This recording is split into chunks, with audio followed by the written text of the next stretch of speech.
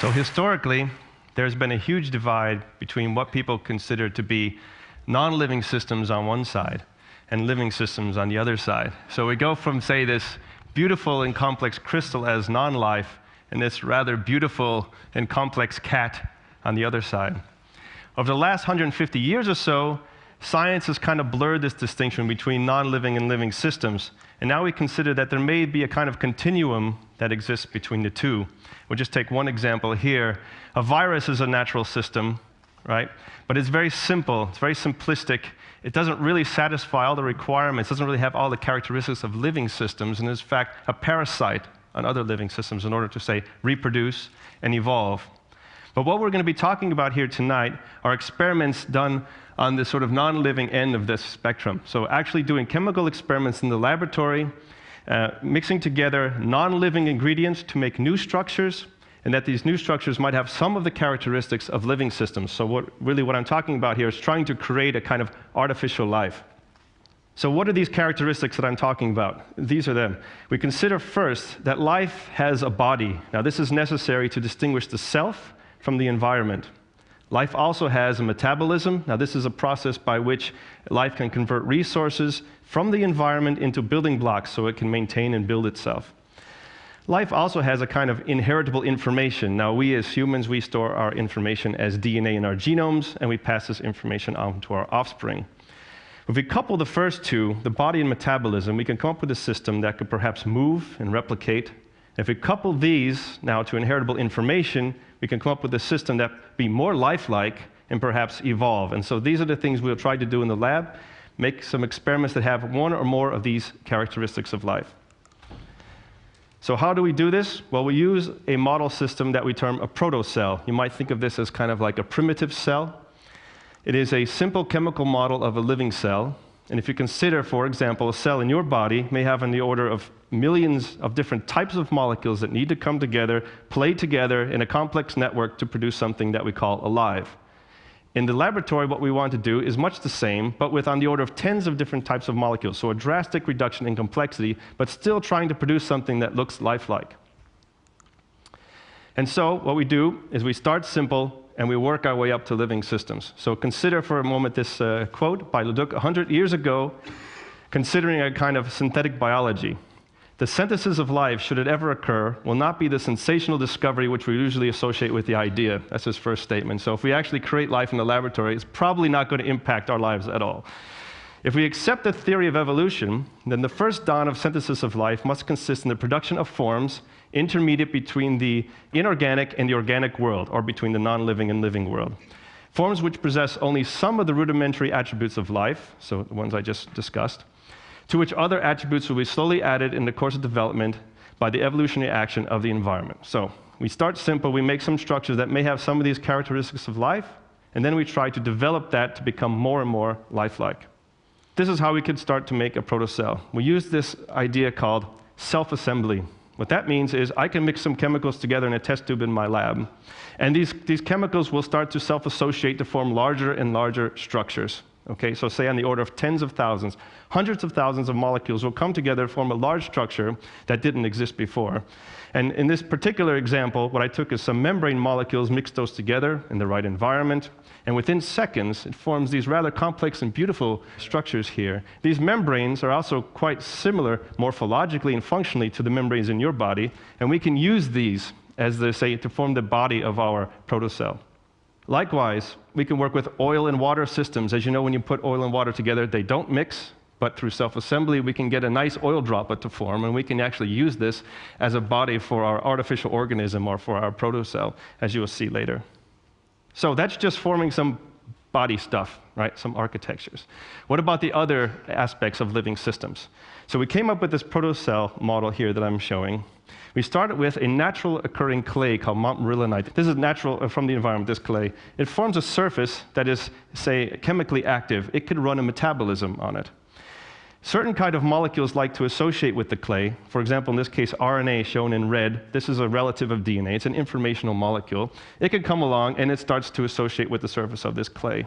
This structure then can organize the formation of a membrane boundary around itself. So it can make a body of lipid molecules around itself, and it's shown in green here on this micrograph.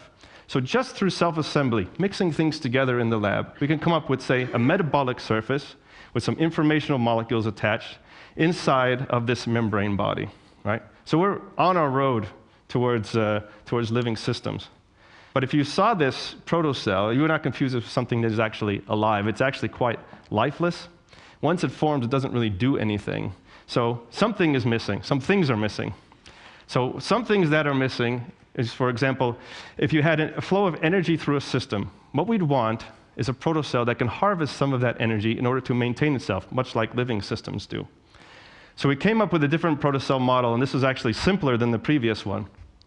In this protocell model, it's just an oil droplet with a chemical metabolism inside that allows this protocell to use energy to do something, to actually become dynamic, as we'll see here. We add the droplet to the system, it's a pool of water, and then the protocell starts moving itself around in the system, okay? Oil droplet forms through self-assembly, has a chemical metabolism inside, so it could use energy, and it uses that energy to move itself around in its environment. As we heard earlier, movement is very important in these kinds of living systems. It is moving around, exploring its environment, and remodeling its environment, as you see by these chemical waves that are forming by the protocell. So it's acting, in a sense, like a living system trying to preserve itself. We take this same moving protocell here, and we put it in another experiment, get it moving. Then I'm going to add some food to the system, and you'll see that in blue here. Right? So I add some food source to the system, the protocell moves, it encounters the food, it reconfigures itself, and actually then is able to climb to the highest concentration of food in that system and stop there, right? So not only do we have this system that has a body, has a metabolism, it could use energy, it moves around, it can sense its local environment and actually find resources in the environment to sustain itself. Now, this doesn't have a brain, it doesn't have a neural system. This is just a sack of chemicals that is able to have this interesting and complex lifelike behavior. If we count the number of chemicals in that system, actually, including the water that's in the dish, we have 5 chemicals that can do this. So then we put these protocells together in a single experiment to see what they would do. And depending on the conditions, we have some protocells on the left there that are moving around, and then it likes to touch the other structures in its environment. On the other hand, we have 2 moving protocells that like to circle each other, and they form kind of a dance, complex dance with each other, right? So not only do individual protocells have behavior, what we interpret as behavior in this system, but we also have basically population-level behavior similar to what organisms have. So now that you're all experts on protocells, we're going to play a game with these protocells. We're going to make 2 different kinds. Protocell A has a certain kind of chemistry inside that when activated, the protocell starts to vibrate around, just dancing. So remember, these are primitive things, so dancing protocells, that's very interesting to us. The second protocell has a different chemistry inside. And when activated, the protocells all come together and they fuse into one big one, right? And we just put these 2 together in the same system. So there's population A, there's population B, and then we activate the system. And protocell B's, they're the blue ones, they all come together, they fuse together to form one big blob. And the other protocell just dances around, and this just happens until all of the energy in the system is basically used up, and then game over. So then I repeated this experiment a bunch of times, and one time something very interesting happened. So added these protocells together into the system, and protocell A, protocell B fused together to form a hybrid protocell AB. That didn't happen before. There it goes. There's a protocell AB now in the system. Protocell AB likes to dance around for a bit. Well, protocell B does the fusion, okay? But then something even more interesting happens. Watch when these 2 large protocells, the hybrid ones, fuse together. Now we have a dancing protocell and a self-replication event, right? Just with blobs of chemicals again. So the way this works is you have a simple system with 5 chemicals here, a simple system with 5 chemicals here. When they hybridize, you then form something that's different than before. It's more complex than before. And you get the emergence of another kind of lifelike behavior, which in this case is replication. So since we can make some interesting protocells that we like, and interesting colors and interesting behaviors, and they're very easy to make, and they have interesting lifelike properties, Perhaps these protocells have something to tell us about the origin of life on the Earth. Perhaps these represent an easily accessible step, one of the first steps by which life got started on the early Earth. Certainly, there were molecules present on the early Earth, but they wouldn't have been these pure compounds that we worked with in the lab and I showed in these experiments. Rather, they'd be a real complex mixture of all kinds of stuff, because uncontrolled chemical reactions produce a diverse mixture of organic compounds. Think of it like a primordial ooze, okay? And it's a pool that's too difficult to fully characterize, even by modern methods, and the product looks brown, like this tar here on the left. A pure compound is shown on the right for contrast. So this is similar to what happens when you take pure sugar crystals in your kitchen, you put them in a pan, and you apply energy. You turn up the heat, you start making and breaking chemical bonds in the sugar, forming a brownish caramel, right? If you let that go unregulated, you'll continue to make and break chemical bonds, forming even more diverse mixture of molecules that then forms this kind of black, tarry stuff in your pan, right? That's difficult to wash out. So that's what the origin of life would have looked like. You needed to get life out of this junk that is present on the early Earth 4.5 billion years ago. So the challenge then is throw away all your pure chemicals in the lab and try to make some protocells with lifelike properties from this kind of primordial ooze. So we're able to then to see the self-assembly of these oil droplet bodies again that we've seen previously. And the black spots inside of there represent this kind of black tar, this diverse, very complex organic black tar. And we put them into one of these experiments, as you've seen earlier, and then we watch lively movement that comes out of it. They look really good. Very nice movement. And also they appear to have some kind of behavior where they kind of circle around each other and follow each other, similar to what we've seen before. But again, working with just primordial conditions, no pure chemicals. These tar-fueled protocells are also able to locate resources in their environment. I'm going to add some resource from the left here that diffuses into the system, and you can see they really like that. They become very energetic and able to find the resource in the environment, similar to what we saw before. But these are done in these primordial conditions, really messy conditions, not sort of sterile laboratory conditions.